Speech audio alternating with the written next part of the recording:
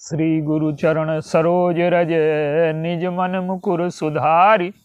वर्णहु रघुबर विमल जस जो दायक फल चार। बोलिए सियावर रामचंद्र की जय। सिय राम मैं सब जग जानी, करऊं प्रणाम जोर जुग पानी। आइए, हमारे जीवन में ग्रहों की दशा का क्या प्रभाव पड़ता है और इस ग्रह दशा को कैसे अपने जीवन में सुधारें, इसे मानस में एक दृष्टांत के माध्यम से स्पष्ट किया गया है। मनुष्य का जो जीवन है वो अगणित वस्तुओं और अगणित प्रभावों से मिलकर के बना है। जैसे एक मकान बनता है तो उसमें लाखों ईंटें लगती हैं, एक ईंट मकान नहीं होता, हजारों प्रकार की उसमें वस्तुएं लगती हैं। दरवाजे हैं, लोहा है, सीमेंट है, ईंटें हैं, तो सैकड़ों प्रकार की वस्तुओं से मिलकर के मकान बनता है। इसी प्रकार से जो मनुष्य का शरीर है, मनुष्य का जीवन है, उसमें हजारों वस्तुओं का प्रभाव है। और ग्रहों का हमारे अंतःकरण पर क्या प्रभाव पड़ता है? ग्रहों के दो प्रभाव हैं। एक तो बाहर का प्रभाव है, जैसे सूर्य न निकले तो हमारे जीवन का कोई कार्य ही न होगा। चंद्रमा को हमारे यहाँ औषधियों का राजा माना गया। विज्ञान की जो चरम खोज है, विज्ञान जिस सीमा तक जा सकता है वो हमने खोजा, लेकिन उसके दुरुपयोग की वजह से उसके हमने दुष्परिणाम भोगे। तो आज नासा हो या कोई भी वैज्ञानिक जिसे हम विकास बहुत कह रहे हैं, उससे लाखों गुना हमारा आगे विज्ञान था। आप देखिए, अभी तक ग्रहों को तो खोज पाया खगोल शास्त्र, लेकिन ग्रहों का क्या प्रभाव पड़ता है हमारे अंतःकरण में, विज्ञान अभी इसको नहीं खोज पाया। और हमारा जो ज्योतिष है वो यही है कि ग्रहों का हमारे अंतःकरण पर क्या प्रभाव पड़ता है। तो सूर्य को राजा माना गया कुंडली में, वो ग्रहों का स्वामी है। और आप देखिए हमारे जीवन में भी वही है, सूर्य निकलता है तभी हमारे सारे कार्य होते हैं। सूर्य न हो तो हम पृथ्वी ही न रहेगी और न हमारा जीवन रहेगा। तो सूर्य का संबंध आत्मा से है, चंद्रमा का संबंध मन से है, बुध का संबंध हमारी बुद्धि से है। इसी प्रकार से जो ये ग्रह हैं, इनका सबका अलग अलग हमारे अंतःकरण पर प्रभाव पड़ता है। और मानस में एक दृष्टांत के माध्यम से इसे स्पष्ट किया गया। और वो दृष्टांत क्या है? श्री भरत जी जब आए तो वशिष्ठ जी कहते हैं कि आप गद्दी पर बैठ जाओ। तो भरत जी समझते हैं कि ये अनुचित आज्ञा है और इसका दुष्प्रभाव जीवन पर पड़ेगा, समाज पर पड़ेगा, समाज हमेशा के लिए पथभ्रष्ट हो जाएगा। तो उन्होंने विनम्रता पूर्वक गुरु जी के सामने एक समस्या रखी कि आप जो औषधि दे रहे हैं वो बहुत अच्छी है, लेकिन औषधि का सर्वश्रेष्ठ होना ही ठीक नहीं है। औषधि का अगर मरीज पर प्रभाव विपरीत पड़ रहा है तो श्रेष्ठ औषधि होने पर भी वो किसी काम की नहीं है। तो भरत जी ने अपनी समस्या रखी और कहा कि वास्तविक समस्या क्या है? ग्रह ग्रहित पुनि बात बस, और तेहि पुनि बीछी मारी, और ताहि पियावे बारुनी काहू काहू उपचार। तो आज केवल हम जो ग्रह ग्रहित है उस शब्द की व्याख्या करेंगे। इसकी व्याख्या तो बड़ी विस्तृत है।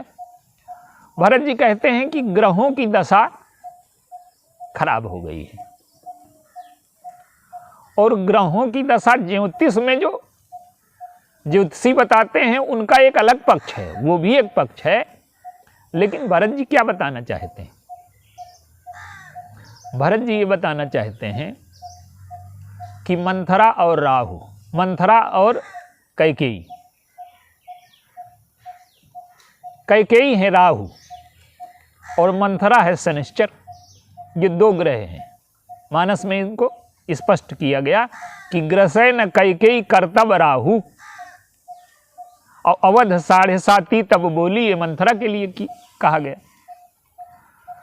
तो श्री भरत जी कह रहे हैं कि शनिश्चर और राहु मिल करके उत्पात करने में अयोध्या में लगे हैं, और बृहस्पति इनके विरुद्ध रहते हैं। इनमें ये जो समस्या जीवन में पैदा करते हैं, तो बृहस्पति इसका दुष्प्रभाव कम कर देते हैं। तो बृहस्पति हैं वशिष्ठ जी। तो भरत जी कहते हैं कि कभी ज्योतिष में ये नहीं देखा गया कि बृहस्पति शनिश्चर और राहु की सहायता करने लगे, लेकिन आज अयोध्या में ये हो रहा है। जो मंथरा और कैकेयी चाहती हैं, वही हमारे जो गुरुजी हमसे करवाना चाहते हैं। तो कहते हैं कि ब्रह्मा विपरीत हो गए हैं, और ब्रह्मा के पुत्र हैं वशिष्ठ जी। तो जो ब्रह्मा चाहते हैं वही ये वशिष्ठ जी अनजाने में कर रहे हैं। ये भरत जी केवल संकेत करते हैं। भय विधि विमुख अभिमुख सब कोई। ब्रह्मा विपरीत हो गए, इसलिए आज बृहस्पति भी शनिश्चर और राहु के पक्ष में खड़े हैं। तो ग्रह ग्रहित क्या है? अयोध्या ग्रहों से मुक्त है। भगवान राम का जब जन्म हुआ तो गोस्वामी जी कहते हैं कि ज्योतिष का सारा सिद्धांत तो वहां समाप्त हो गया। क्यों? कि मास दिवस कर दिवस भा। 1 महीने का जब दिन हो गया तो सारे ग्रह स्थिर हो गए, तो काल की गति वहां रुक गई, और जहां काल की गति है वहीं ग्रहों का प्रभाव है। तो जब जनकपुर से दूत आए तो उस समय सारे ग्रह अनुकूल हैं, और गोस्वामी जी ने लिखा कि पहुंचे दूत रामपुर पावन। अभी राजा दशरथ जी वहां राजा हैं, अभी रामपुर नहीं है वो, लेकिन गोस्वामी जी संकेत करना चाहते हैं कि अब ये रामपुर है आज, और यहां भगवान राम का प्रभाव दिखाई दे रहा है। सारे ग्रहों के मालिक कौन है? ईश्वर। ग्रहों का संचालक कौन है? ईश्वर। और जब ईश्वर ने अवतार ले लिया तो सारे ग्रह उसकी सेवा में आ गए। तो जब दूत आए तो लिखा है कि पहुंचे दूत रामपुर पावन। लेकिन जब भगवान राम के वनवास का समय आया तो गोस्वामी जी ने संकेत किया कि हृदय हरस दशरथपुर आई। देखिए, अयोध्या को कहीं रामपुर लिखते हैं, कहीं दशरथपुर लिखते हैं। इसका अर्थ क्या है? कि दशरथ जी ये मानते हैं कि राज्य मेरा है, और आज दशरथ जी ने राज्य को अपना मान करके ग्रहों की दशा के प्रवेश का मार्ग खोल दिया। भरत जी ने ग्रहों की दशा के प्रवेश का मार्ग रोक दिया है, क्योंकि 14 वर्ष तक अयोध्या में कोई मृत्यु नहीं घटित हुई, किसी का जन्म नहीं हुआ। तो भरत जी ग्रहों की दशा को रोक देते हैं, क्योंकि वो रामपुर बना देते हैं अयोध्या को। तो दशरथ जी ने ग्रहों की दशा को खोल दिया। तो अब सरस्वती आई।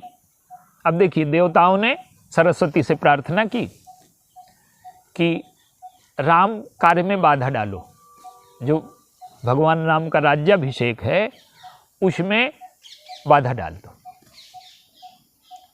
सरस्वती पछता रही हैं, लेकिन सरस्वती गई और मंथरा की बुद्धि को भ्रमित कर दिया उन्होंने। अब आप देखिए,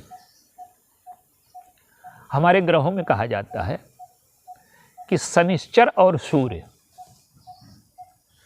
सूर्य का पुत्र है शनिश्चर, लेकिन सूर्य की कभी भी पटती नहीं है शनिश्चर से। सूर्य कभी शनिश्चर के प्रति अशुभ भाव नहीं रखता, लेकिन शनिश्चर सूर्य के प्रति शुभ भाव नहीं रखता। तो आज दशरथ जी के ऊपर शनिश्चर की दशा आ गई। भरत जी के राज्य की वजह से भरत जी यही कह रहे हैं कि मेरी वजह से पिता की मृत्यु हुई। तो इसका अर्थ क्या है? देखिए, ग्रहों की दशाएं जीवन में आती हैं। ज्योतिष तो अपना अलग अर्थ बताता है।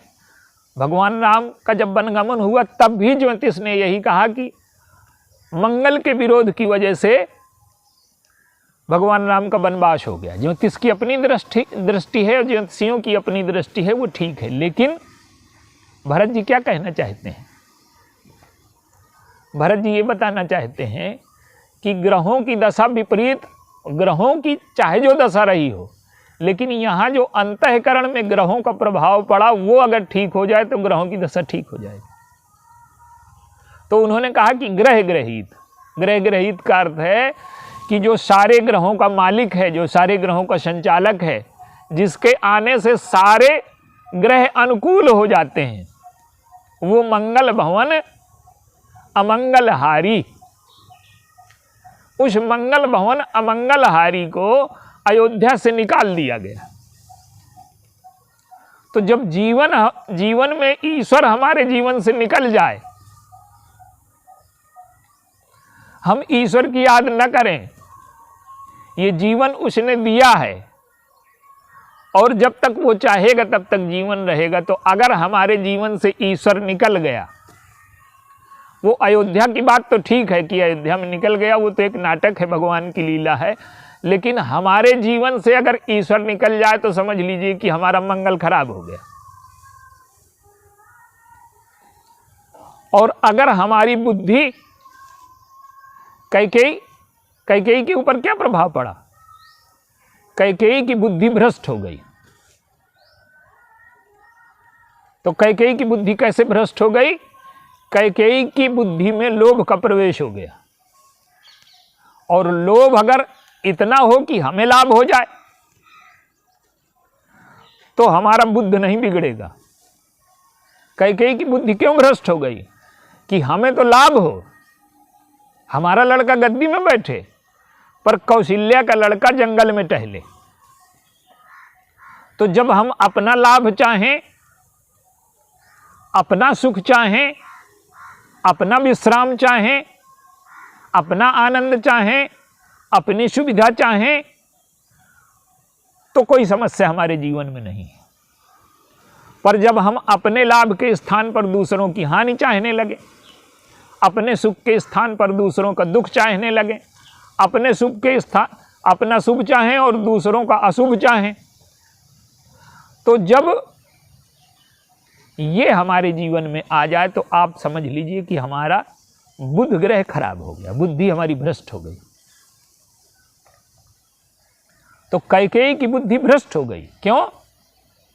कि अभी मंथरा को कह रहे हैं कि पुण्य से कबहू कहा से घर फोरी, तो धरी जीभ कढ़ावों तोरी। मैं तेरी जीभ निकलवा लूंगी। जानते हैं कि इसका स्वभाव क्या है, लेकिन जानते हुए भी उसी के प्रभाव में आ गई और बुद्धि उनकी भ्रष्ट हो गई। तो जब आप समझिए कि हमारी बुद्धि में लोभ आ जाए और लोभ इस मात्रा में आ जाए कि दूसरों की हम हानि चाहने लगे, हमारी बुद्धि में अहंकार आ जाए, हमारे मन में कपट आ जाए, हमारे मन में छल आ जाए। आप देखिए, कैकेयी के मन में कपट और दंभ इतना आ गया है कि भगवान राम आए, भगवान राम ने कैकेयी माँ को प्रणाम किया और दशरथ जी को प्रणाम किया और कहते हैं कि माँ, आज पिताजी मुझसे नाराज हैं क्या? आज मैंने प्रणाम किया तो मुझे आशीर्वाद नहीं दिया, मुझसे कोई भूल हो गई, कोई अपराध हुआ? तो कैकेयी कहती हैं कि तुम अपराध जोग नहीं ताता और जननी जनक बंधु सुख दाता। तुम अपराध के योग्य नहीं हो और तुम तीन को सुख देने वाले हो। तुम मुझे, अगर तुम बन चले जाते हो तो मैं प्रसन्न हो जाऊंगी और अगर तुम वन चले जाते हो तो भरत को राज्य मिल जाएगा, तो भाई को सुख देने वाले भी सिद्ध हो जाओगे और मां को भी सुख देने वाले सिद्ध हो जाओगे। तो वो अब देखिए कैकेयी में एक कपट है, दंभ है। वो बाहर से राम की प्रशंसा कर रही हैं पर अंदर से उनका हित नहीं चाहती, चाहती हैं कि वन चले जाएं। लेकिन आज इस विपरीत परिस्थिति में भगवान ने कैकेयी की पदोन्नति कर दी। अभी तक मां कहते रहे हैं कैकेयी को, लेकिन आज कहते हैं कि सुन जननी सोई सुत बड़ भागी, जो पितु मातु चरण अनुरागी, और तनय मातु पितु तोषण हारा, दुर्लभ जननी सकल संसारा। वो कहते हैं कि सच्ची जननी तो तुम हो। क्यों? कि गुरुजी आए मुझे राज्य देने, पिताजी का आदेश सुनाया तो मुझे प्रसन्नता नहीं हुई, लेकिन मैं डर की वजह से न गुरुजी से कुछ कह पाया और न पिताजी से कुछ कह पाया। लेकिन आपने मेरे मन की बात जान ली, और केवल न जान ली और बिना कहे तुमने जो मेरे मन में था उसे पूरा करने का ठान लिया। वो कहते हैं भगवान राम कि मां तुमने 2 वरदान मांगे, एक वरदान है कल्पतरु और एक वरदान है अमृत। कल्पतरु क्या है कि जितना मांगो उतना दे देता है वो, लेकिन वो कहते हैं कि तुम ऐसी माँ हो जो बालक, माँ और बालक के बीच में एक संबंध होता है। बालक जब बोलना नहीं जानता तो माँ उसकी भाषा जानती है कि हमारे बालक को पीड़ा क्या है, क्या प्रसन्नता है, वो सारी भावनाएं जानती है। तो भगवान राम कहते हैं कि आप मेरी माँ हैं और आपने बिना कहे मेरी सारी भावनाएं समझ ली और आपने भरत के राज्य का प्रबंध करा दिया। तो कल्प वृक्ष तो उतना दे चाहे जितना मांगा जाए, और आप तो बिना मांगे आप दे रही हैं, इसलिए कल्प वृक्ष से बड़ी हैं आप। और अमृत, भरत के चरित्र का जो अमृत प्रकट होगा, उस अमृत को पी करके हमेशा के लिए साधु संत और सारा संसार उस अमृत को पी करके अमर होगा।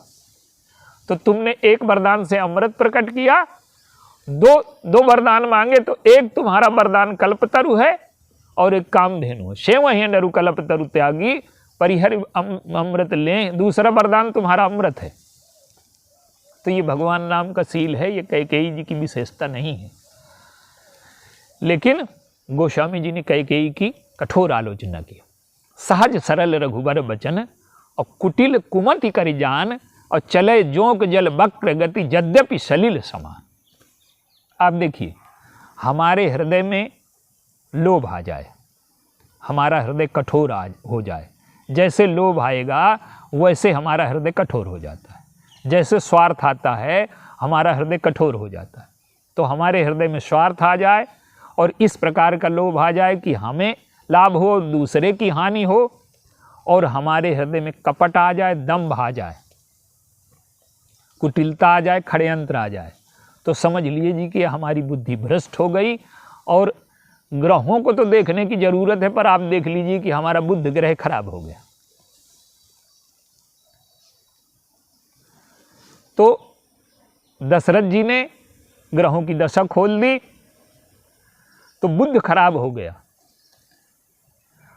तो भरत जी कहते हैं कि ये ग्रह दशा सुधरेगी कैसे। बात देखिए, गुरु जी की जो भावना है, जब गुरुजी शनिश्चर और राहु के पक्ष में हो जाए तो बृहस्पति भी खराब हो गया, बुद्धि भ्रष्ट हो गई तो बुध खराब हो गया। तो ये सारे ग्रह खराब हो गए, और इनको ठीक करने का क्या उपाय है। ज्योतिषी तो बताते हैं कि आप जाप करवा लीजिए, आप ये करवा लीजिए, लेकिन भरत जी ने हम लोगों के लिए एक उपाय बताया कि सारे ग्रहों को अनुकूल करना है तो एक कार्य करिए। क्या? कि चित्रकूट चलिए। और चित्रकूट में क्या होगा कि भगवान राम अगर वापस लौट आए तो हमारे जीवन के सारे ग्रह ठीक हो जाएंगे, बुद्धि ठीक हो जाएगी, राहु ठीक हो जाएगा, हमारे कर्मों से कोई दाग न लगेगा, राहु ठीक हो जाएगा, सारे ग्रह अनुकूल हो जाएंगे। तो भरत जी कहते हैं कि चित्रकूट जाऊंगा और वापस लाऊंगा, क्योंकि सारे ग्रहों के मालिक, समस्त ग्रहों के संचालक तो ईश्वर हैं, और अगर ईश्वर अनुकूल हो गया तो सारे ग्रह अनुकूल। मानस में लिखा है कि मातु मृत्यु पितु शमन शमाना, और सुधा हो विष सुन हरि जाना, और मित्र करे सत रिपु कह करनी, ताकहु विबुध नदी बैतरनी, और सब जग ताहु अनलहु ते ताता, और जो रघुवीर विमुख सुन भ्राता। अगर ईश्वर विपरीत हो जाए तो जो जन्म देने वाली है वही मृत्यु देने वाली हो जाएगी। तो मात मृत्यु पितु शमन समाना, सुधा हो विष सुन हरि जाना, और मित्र करे सत रिपु कह करनी, ताकहु विबुध नदी बैतरनी, और सब जग ताहि अनलहु ते ताता, और जो रघुवीर विमुख सुन भ्राता। तो भगवान अगर विपरीत हो गए तो सारे ग्रह, सारा जीवन हमारा नष्ट हो जाता है। तो भरत जी कहते हैं कि मैं चित्रकूट जाऊंगा और उन्हें वापस लाऊंगा, और अगर वो वापस आ गए तो हमारे जीवन में सारे ग्रह अनुकूल हो जाएंगे। तो आप देखिए, वो ज्योतिष के जो ग्रह विपरीत होते हैं उसका भी प्रभाव हमारे अंतःकरण पर है, पर हमारा अंतःकरण शुद्ध हो जाए। कैसे हुआ? भरत जी हैं प्रेम, जब प्रेम का प्रकाट्य हो गया तो ईश्वर जीवन में फिर लौट आया। तो हमारे हृदय में प्रेम का प्रकाट्य हो जाए और ईश्वर वापस आ जाए। तो एक उपाय वो जो पंडित जी करते हैं वो करवाइए, लेकिन जीवन में एक उपाय ये करिए कि आप विचार करिए कि हमारी बुद्धि तो भ्रष्ट नहीं है, हम किसी की हानि तो नहीं चाहते, किसी को दुख तो नहीं देना चाहते, हमारे जीवन में अहंकार तो नहीं है, हमारे जीवन में कपट तो नहीं है, हमारे जीवन में छल तो नहीं है, हमारे जीवन में षड्यंत्र तो नहीं है, हम किसी के जीवन में राहु बन करके तो नहीं लग गए, किसी के जीवन को हम नष्ट करने में तो नहीं लगे। तो ये सारी चीज़ें आप ग्रहों को भी देखिए, लेकिन अपने अंतःकरण को भी देखिए। और अगर हम अपने अंतःकरण को सीख जाएं कि इसको देख सकें और फिर भरत जी को अपने जीवन में प्रकट करें, जिन्होंने भगवान राम को चित्रकूट से अयोध्या वापस आने का मार्ग खोला। तो भरत जी हैं प्रेम, और प्रेम अमी मंदर विरह भरत पयोधि गंभीर, और मति प्रगट्यो सुर साधु हित कृपा सिंधु रघुवीर।